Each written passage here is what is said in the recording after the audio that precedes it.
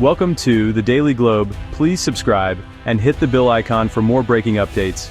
Tonight, we look north, far north, to Churchill, Manitoba, a remote town perched on the edge of the Arctic, once known for its polar bears and wild, untamed beauty. Today, Churchill stands at the heart of a global shift, its story more relevant than ever. Once considered a relic of the past, Churchill's deep-water port is now a powerful symbol of Canada's resilience and strategic ambition, connecting the prairies to the world through icy, northern waters.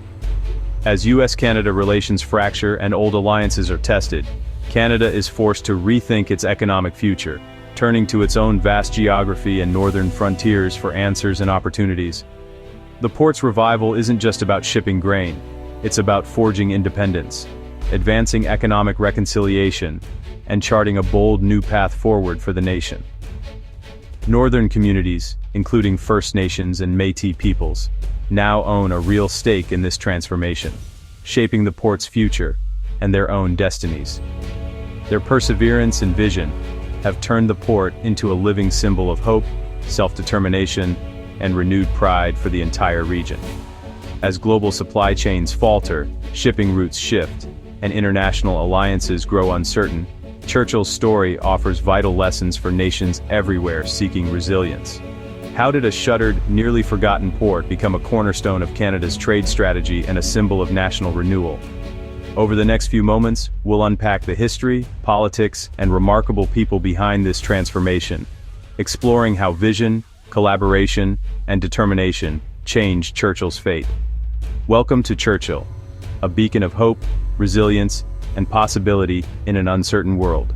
Canada's pivot north began as a response to a rapidly shifting global landscape, where old alliances were no longer guaranteed. A dramatic cooling of relations with its largest trading partner, the United States, set the stage for a new era of uncertainty. The US-Canada trade relationship, once a model of stability and cooperation, is now strained by aggressive tariffs and protectionist policies coming from Washington, leaving businesses and workers on both sides of the border in limbo. Trade volume has plummeted, and Canada faces existential threats from its over-reliance on the US market, with industries from agriculture to manufacturing feeling the impact. Ottawa is now forced to diversify, seeking new partners and routes to build economic resilience and reduce vulnerability to future shocks. The Port of Churchill, once forgotten and underutilized, is now a strategic necessity, a symbol of Canada's quest for economic sovereignty and independence. Globally, the US dollar's dominance is waning, and the expanded BRICS bloc is seeking alternatives, challenging the old financial order. Canada sees both warning and opportunity in this global recalibration, recognizing the need to adapt quickly to stay competitive. The fracturing of the old order is pushing Canada to build new bridges to Europe, Asia, and beyond, forging connections that could define its future prosperity. The new tariffs are seen as tariff blackmail by global leaders, underscoring the urgency and gravity of Canada's shift away from traditional partners. Churchill's revival is a direct response to these seismic changes, representing hope for a more self-reliant future. As old trade routes become uncertain and less reliable, Canada is betting on its north, investing in infrastructure and new supply chains. The world is watching to see if this bold gamble pays off, and whether Canada can truly chart a new course in a fractured global economy. To truly understand Churchill's significance, we must look back through the decades, to a time when ambition and geography collided on the edge of the Arctic. The port opened in 1931, a marvel of engineering and hope, built to speed prairie grain to Europe and connect Canada's heartland to the world. For decades, it was vital to trade and transport, but its short shipping season and remote windswept location made it vulnerable to the harsh realities of the north. As global trade shifted and priorities changed, investment dried up, and the rail line that once linked Churchill to the rest of Canada fell into disrepair. In 2016, the port closed its doors, devastating Churchill and severing its economic lifeline, leaving the community facing an uncertain future. Flooding in 2017 cut the town off by land, isolating residents and businesses. For a moment, Churchill seemed destined to fade away, a casualty of changing times and climate. Yet, its unique location, offering the shortest shipping route to Europe and the Middle East, remained strategically valuable, a fact impossible to ignore. Melting Arctic ice hinted at new possibilities, longer seasons, access to the legendary Northwest Passage, and a chance for renewed relevance in a rapidly changing world. With political will, new investment, and a changing climate, Churchill's story was far from over. The town's resilience and spirit would soon be tested once again. A new chapter, full of hope and uncertainty, was about to begin. The turning point came in 2018, when the Arctic Gateway Group, a partnership of 41 First Nation and Bayline communities and Fairfax Financial, bought the port and railway. This was more than a business deal, it was economic reconciliation in action. The first priority, repair the rail line and reconnect Churchill to the country.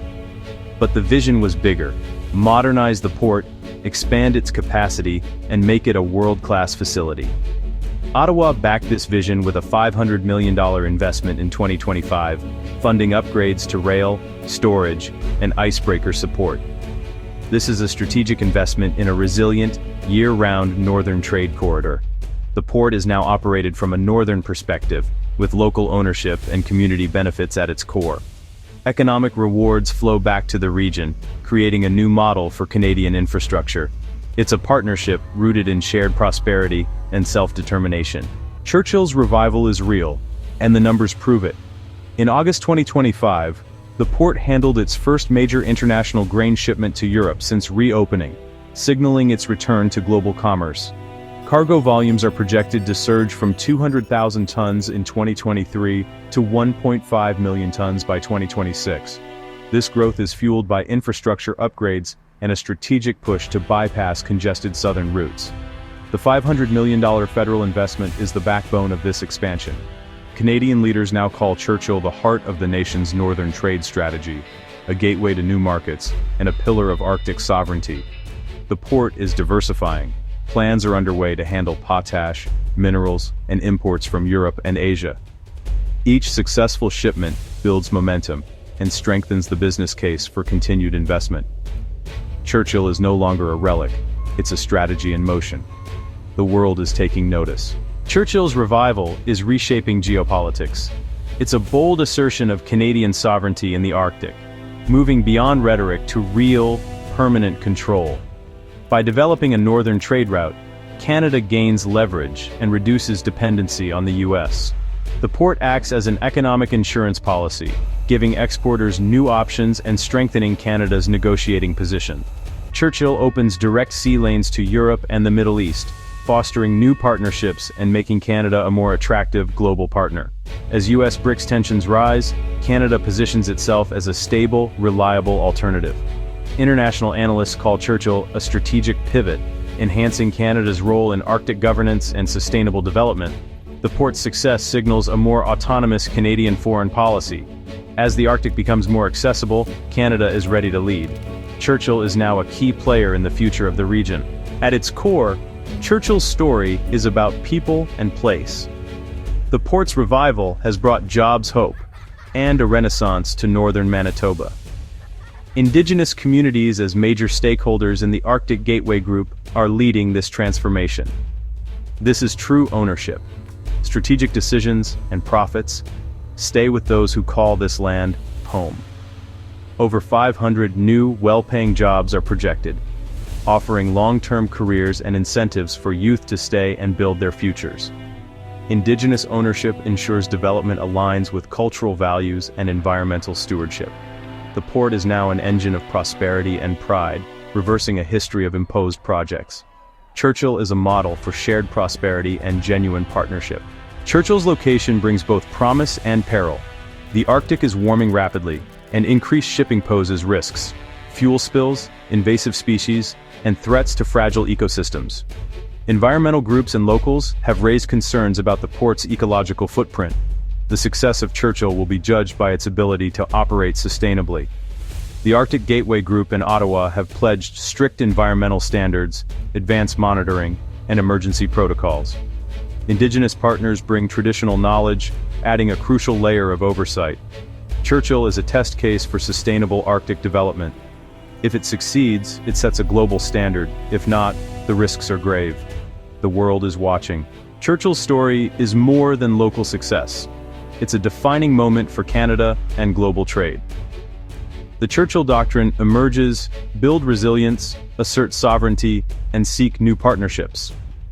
Canada has turned a forgotten liability into a strategic asset, diversifying its economy and advancing reconciliation. As U.S. exceptionalism wanes, Churchill is Canada's answer, a new gateway for a new era. The challenge ahead: can Churchill sustain growth while protecting the environment? How will other nations respond to Canada's pivot? Churchill's journey from decline to revival is a blueprint for navigating uncertainty. Canada has chosen to invest in its geography and its people. The ships leaving Churchill now carry the ambitions of a nation redefining its place in the world.